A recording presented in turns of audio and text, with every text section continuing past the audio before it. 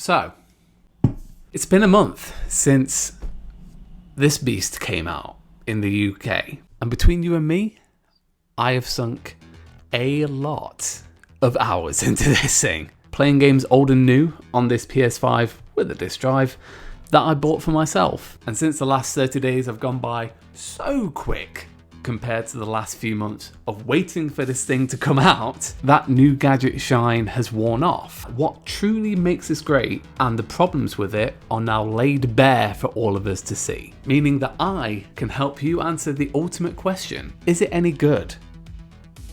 Let's get into it. Hey up, and welcome to New Rising Media, your home of hands-on reviews and gloves-off opinions about tech and gaming. I'm Jason England, full-time employed nerd journalist. More on that in a future video. And I thank you for taking the time out of your busy week to check out this video. Cheers. Now, I've had a month with this, and to give it a proper review, I need to base it around two questions that everybody who wants to buy something like this should ask themselves. Question number one: is it worth the money right now? Is it up to scratch and worth the dosh that you drop on it immediately? And question number two: is it set to be a good investment over the next few years? Because a games console is no small decision, and at a time like this when we're all looking after our bank balances, something of this price is no small decision. It is an investment into the next 6 or 7 years of gaming. So any conclusions I make, I'll put them in the context of their impact right now and in the future. So let's start where your first impressions will come from this. The hardware. In my unboxing video and first impressions, you can watch it up in either of these corners. I'm very bad at figuring out which side the little card things appear from. I knew this design was going to be incredibly divisive. Much like Marmite, I believed that some of you would absolutely love it, and the rest of you will look at this like some pretty terrible looking broadband router. I find myself very much in the former, because this reminds me of the weird Sony that I've loved ever since I was a kid. The Sony that made a sports CD Walkman that I bought when I was a kid, with a weird design flair that made it look like a thong. The Sony that took a gamble on the dual screen tablet before anybody else did with the Tablet P, which was terrible, but points for trying. The Sony that went all in on strange robot pals such as the Aibo and the Curio. All of these items were designed with two things in mind. They were built to do their job, and they were built to stand out. And this, by God, it stands out. That DNA is certainly present in the design of the PS5. But after a month, it's not even the look of it, it's the functionality of it that's really starting to grate on me. I mean, I think it looks nice, kind of the equivalent of the sort of Lamborghini I would have on a poster on my wall when I was a kid. It's just so big. It doesn't fit anywhere. That's what she said. No, but seriously, it doesn't fit on my TV stand. It doesn't fit on my desk back here. And you know what? I get it. I get that this is this size to ensure that it remains cool. You can stick the massive fan up here, and you've got all of the vents all around it. But seriously, you can't tell me that all of these vents and this fan could not have been fit into a slightly smaller package? I don't believe that. But beyond the box itself, and continuing on with the whole idea of supersizing everything, the PS5 controller is markedly bigger than the PS4 DualShock. I mean, let's get the DualShock 4 for reference there so you can see what they're both like here. For me personally, the ergonomics of this feel a lot more comfortable in the hand compared to the DualShock 4. It made this a lot more comfortable ergonomically to play over a longer period of time compared to the smaller sticks on here. This kind of fit into the hand a lot better than this did. Plus the fact that the gripping material on the back of the controller is made up of PlayStation face buttons. It's a really nice touch. I still look at it every now and again and smile to myself. Whether it's me reminiscing about getting my PS1 at 8 years old, or the whole crisis that was going around the country and finally finding a PS2 out of the Grattan catalogue back in 1999. It's just a nice little bit of fan service that makes me happy every time I look at it. But it's not perfect. If you have small hands and you thought that the PS4 pad fit nicely in your hands, then you may have a problem with this. It may be a bit too chunky. I mean, ergonomically for me, this is great. And this is very similar in size to the likes of the Xbox One controller. But I've got to look out for everyone here. This will fit for everybody with an average hand size. I'm just looking out for the small hand people out there. Now, for performance and usability. At this point in the video, for anybody else who's been doing reviews, I see everybody running through just how much GDDR6 RAM there is, the clock speed on the CPU, the power of the GPU, and just how many teraflops this beast is capable of. And if you're interested in those specs, you can find them up there. Pause the video, have a look through, and if they matter to you, take note. You got it? Great, because most of you do not give a shit about any of that. When you buy a games console, power matters. Of course it does. I'm not trying to underestimate the value of just how much power is underneath the bonnet of this thing, but it's all about how that power translates into a quality experience across the board. And more importantly than that, what Sony do to make this a great living room experience. Because for all intents and purposes, it could be a vastly underpowered system, but provided it plays games well and gives you a great living room experience, then people will buy it in droves. Just take a look at the Nintendo Switch, for example, and tell me I'm wrong. And that's why I call it performance and usability, because you need both. Now I know some of you will say, oh, that's just 6 of one and half a dozen of the other, but let me explain with an example. Thanks to the big focus on cooling, including but not limited to the liquid cooling you'll find just between the CPU and the heatsink, this is whisper quiet 99% of the time. That 1% exception is when the disk drive is whirring up, and it does get a little bit loud at those times. And at any times when I've been playing games, it's been near silent. And if you're anything like me and you've been dealing with a base PS4 for the past 7 years, this is a warmly welcomed change. Honest to God, that thing sounded like a jet engine every time you did anything other than open up Netflix. No longer do I have to turn up the TV to try and drown out the noise of the PS4 and probably annoy the neighbors next door. It's just quiet and it doesn't intrude on your experience of playing games. It's great. It's got the performance and the usability tied together there. Another thing in here that is both a blessing and a curse in terms of performance and usability is the custom SSD. It's 825 gigabytes and it's phenomenally fast at loading. For the first few times, you'll be absolutely blown away by the fact that you can load up Spider-Man in literally 2 or 3 seconds every time. And after that, it'll just become an assumed part of the experience. Like, of course it's supposed to load up that fast. Why would I want a game to load up any slower? The issue here is the capacity of it. This is a problem that I've been dealing with for the better part of 3 years on my current PS4.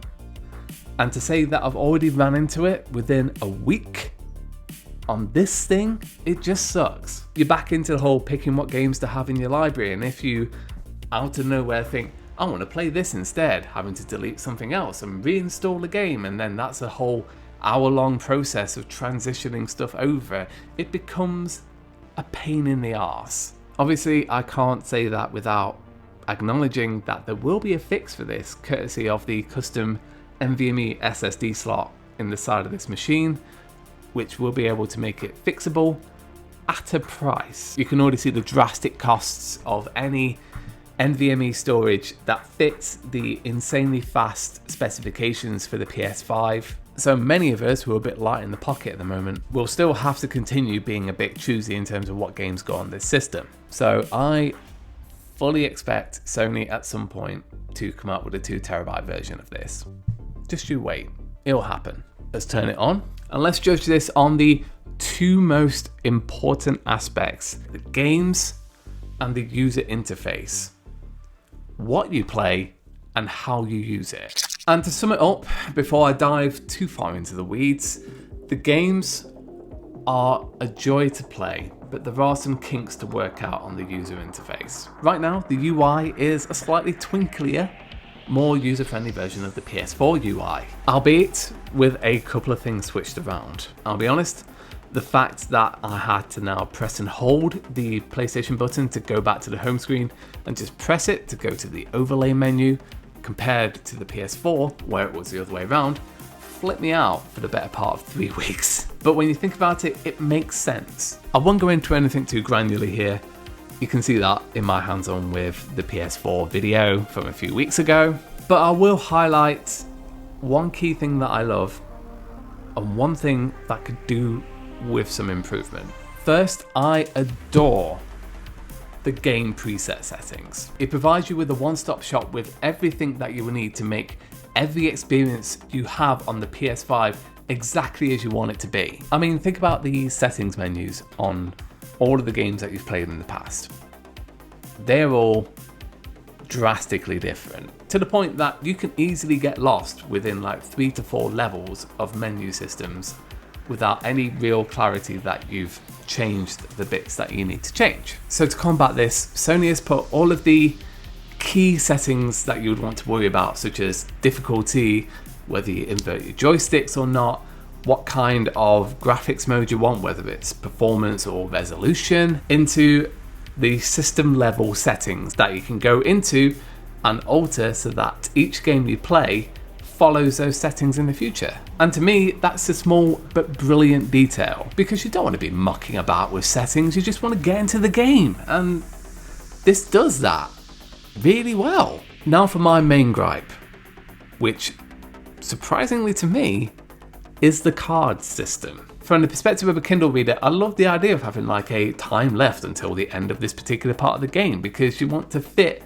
these particular parts of gaming into your day. But it turns out it's just a little bit inconsistent across games in what they do and what kind of value they fulfill. Also, I feel they just take some of the fun out of games, like the serendipitous joy of finding something secret in the game, whereas in here you've got very easy to find guides, and the duration of chapters themselves kind of give away exactly what you'll be doing. And also games being able to use cards on the system for their limited time events give people a real sense of FOMO. And that leads to a bigger problem of making the whole thing just feel a bit like a chore. Don't get me wrong, most of the games that I've played are fun, and I'll go into those in more detail in a little bit. But I do hope the cards are customizable in the future so that you can pick and choose exactly what they do for you. And I hope to God that they're not used for ads in the future. And now for the games. For transparency, I've been playing Call of Duty Black Ops Cold War, Spider-Man Miles Morales, and Dirt 5, alongside a whole bunch of PS4 games, and obviously the free-to-play Astro's Playroom that comes included on the PS5. And all in all, it's just been a lot of fun. Could I have had this same amount of fun on the PS4? Yeah. All of these games are available on the PS4, but 3 key things get a lot better when you see a 5 on the box. It looks a lot better, it sounds a lot better, obviously, and the controller experience playing it is far superior to anything you have played before. And I know that could sound like me waxing lyrical, and I know that a lot of people have been talking very highly about the DualSense controller in action, but let me just go ahead and make it as simple as possible for you right now. This right here is the most next generation-y bit of this whole system. The DualSense just comes alive in your hand with haptic feedback, giving you a sense of place and immersion in the game like nothing you've ever felt before. To me, all of the full-on vibration demos that you get in Astro's Playroom don't really do this justice. It's all about the subtleties that you feel, such as treading on finer bits of grass in Astro's Playroom, or feeling the bumps as you're riding the subway at the beginning of Spider-Man. But as I say in QVC adverts, that's not all, as adaptive triggers really lend themselves to a 1-2 punch of controller immersion. Each game will have its own variable resistance on the trigger. At first you're really surprised by it, and it's a fascinating feel in the hand, but then it becomes a expected part of gaming. Like, why wouldn't you feel a fair bit of tension on the trigger as you're pulling it to fire a machine gun? And why wouldn't that trigger just fight back as you're keeping it held down and firing off multiple rounds? And why wouldn't you feel the tension as you're coiling a spring by pulling both triggers back to jump your Astrobot up into another level of the game? And let me address the elephant in the room when it comes to bits and bobs like this. Is it a gimmick? Is it just one of those nice to have things that nobody will use in the future? At first, I was nervous it would be, but playing with it for the last month, I am a serious believer in this tech now. You start to play, and the haptic feedback and adaptive triggers are genuinely bamboozling to use. Then, as you get used to the controller after a while, it's really difficult to go back to anything more traditional. This sort of technology is the future of game controllers, and I'm very excited to see what, at the very least, first-party developers do. And at the most, I'm very excited to see what third-party developers do with this technology as a bit of a special aside to the PS5 titles. So we've talked about the games of the present, but what about the future of this thing? Is it going to be worth the money further down the line? Well, 2021 is looking like quite the exciting year for the PS5, to say the least. You've got Horizon Forbidden West, you've got Ratchet & Clank, you've got Gran Turismo 7, you've got Deathloop, you've got, well, they say they've got God of War Ragnarok in 2021, but that's definitely getting pushed back to 2022. I'll put a quid on it now. Then you've got Returnal and many, many more they will inevitably announce over the next few months, alongside a whole slew of third-party games. And I'm really excited about Hitman 3, by the way. And that's the aim of the game here. Big blockbuster releases dotted throughout the next year to prove the value of having this machine through unique experiences. And as you've seen over the past decade or so, Sony have well and truly proven their chops when it comes to making really good experiences you can find nowhere else but on a PlayStation. And this is just the beginning of what will be a 7-8 year life cycle of this console, given previous trends, until we get the next new box. And in between then and now, you've got whatever Naughty Dog comes out with next, you've got Spider-Man 2 from Insomniac, you've got whatever Sucker Punch is working on next. I would love a new Sly Cooper, but won't say no to a Ghost of Tsushima 2, Ben Studio, and hopefully Days Gone 2, and whatever else is on the PlayStation Studio release calendar that they will no doubt surprise us with over the coming years. It's all coming, and it makes for a bright future for the PS5. So let's wrap it up. I'll answer the obvious question that a lot of people are asking. Do I need this thing as soon as possible? And the answer is exactly the same as any new console within its first couple of months of release. No. Any new console takes a while to realize its true value. And as someone who knows a thing or two about finding a good tech deal, it's kind of my job, you know. If you want a next-gen console with a fully fledged library of games, then I recommend waiting for Black Friday of 2021 to get this thing. Not only will you get a pretty penny off the price, but you'll get a lot of decent games by that point as well. But gripes aside, the size of it, the SSD capacity, and the occasional OS crash or two, nothing that's bricking the system, I am confident that if you play games, you will enjoy this system. It's as simple as that. It physically stands out. It has a decent library of launch games, further bolstered by PS Plus Collection, which brings some of the best PS4 games onto here. Backwards compatibility is great to have. The controller is nothing short of revolutionary, and it's going to be the horse to bet on through 2021. That's not where this review ends. And by the end of 2021, you're going to see it face some serious competition. If we're going to view it as binary as one versus the other, which there's room for both, we can all love each other. If the PS5 has won this immediate battle, Microsoft are very much on their way to winning the war. They are going in hard with what is going to be an incredible library of first-party titles, starting from the end of 2021 and blasting all the way through the next few years after that. I'm talking Hellblade 2. I'm talking a far better version of Halo Infinite than you saw on that gameplay demo. I'm talking Project Dark. I'm talking Fable. I'm talking the new Elder Scrolls. I'm talking whatever the reunion of Obsidian and Bethesda Studios will produce. And I'm praying for a new Vegas. And they've got their incredibly tempting consumer-friendly offer via their amazing Game Pass, providing free access to so many incredible games. All you need to do is buy the box and the subscription, whether that is the far cheaper Series S, the one that I'm seeing a lot of people buying alongside one of these things as a bit of a Game Pass Trojan horse into their life, or the Series X big boy for the Microsoft fans out there. The war is far from over at this point, and you're going to truly find out what is the better next-gen console over the next few years.